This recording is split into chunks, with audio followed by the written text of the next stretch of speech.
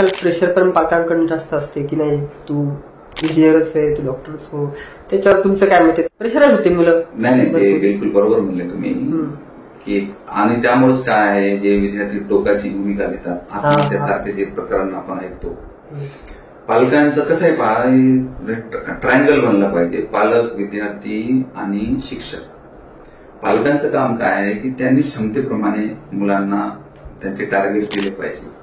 त्याला आपल्या क्षमतेपेक्षा जास्त परफॉर्मन्स करायला भाग नाही पाडलं पाहिजे. आपण त्याची जी क्वालिटी आहे त्याची रिस्पेक्ट आपण केली पाहिजे आणि त्यानुसार त्याला नर्चर केलं पाहिजे. अननेसरी प्रेशर जर टाकला आपण तर मग ते जे विद्यार्थी आहे ते लाईफमध्ये फेल होतात पुढे जाऊन.